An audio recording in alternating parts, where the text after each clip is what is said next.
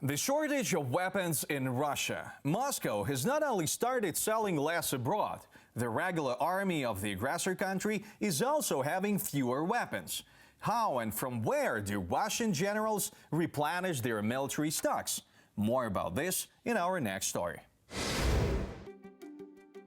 Russia is rapidly losing its share in global arms exports. This is evidenced by a new study conducted by the Stockholm International Peace Research Institute. According to the published information, due to its aggressive invasion of Ukraine, the Russian military machine has begun to sell its own weapons abroad much less. Russia's share in global arms exports has dropped from 22% to 16%. Compared to 2022, Russia's exports have decreased by 1.3%. Simon Wiesman, an expert at the Stockholm Institute of War Studies, is convinced that this was influenced by Russia's aggressive war in Ukraine.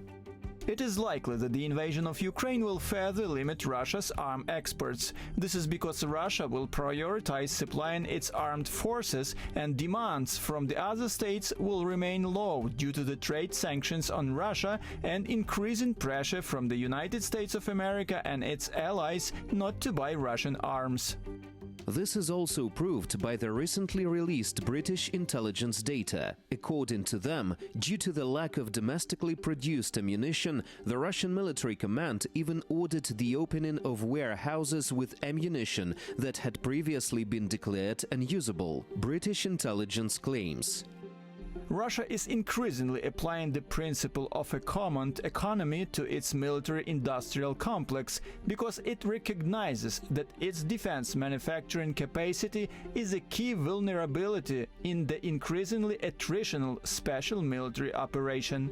But despite the shortage of ammunition and sometimes even equipment, Russia's military and political leadership is preparing for a prolonged war in Ukraine. This was stated last week during a hearing in the U.S. Senate by Director of National Intelligence Avril Haines.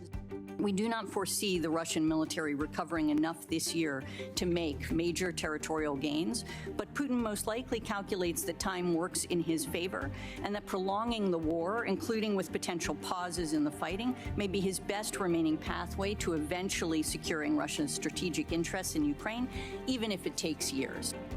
Therefore, Russians have to actively import weapons from third countries, in particular from Iran. According to recently released information, the Islamic Republic secretly sent 2 large boats to Russia across the Caspian Sea. They were carrying about 100 million bullets and 300,000 shells. And this is in addition to the drones that official Tehran actively sold to Russia last year. And no matter how ridiculous it may seem, Russian military warehouses have become so empty that weapons and ammunition have to be bought even from North Korea. At the end of December last year, U.S. Ambassador to the United Nations Linda Thomas-Greenfield announced this in her statement. The United States can confirm that the DPRK has completed an initial arms delivery to the Russian private military company known as Wagner, which paid for the equipment and currently has thousands of troops deployed to Ukraine. Last month, the DPRK delivered infantry rockets and missiles into Russia for the use by Wagner. But the Chinese leadership seems to have taken a break. After warnings from the United States, Beijing decided not to send weapons and ammunition to Russia for the time being, at least until China's leader Xi Jinping visits Moscow and meets with the aggressor country's president, Vladimir Putin. But the most important thing is that no matter how hard the leadership of the aggressor country tries to replenish its military, Ukraine has become the leader in terms of purchasing weapons and ammunition. Against the backdrop of a full-scale invasion, our country has become the world's 3rd largest importer of weapons. And together with its allies and partners, it continues to bring its own victory closer every day. Thanks for watching our YouTube channel. Latest news, trends, and analytics on all about Ukraine. Like, share, and subscribe. Any questions, proposals, and comments, contact us via email.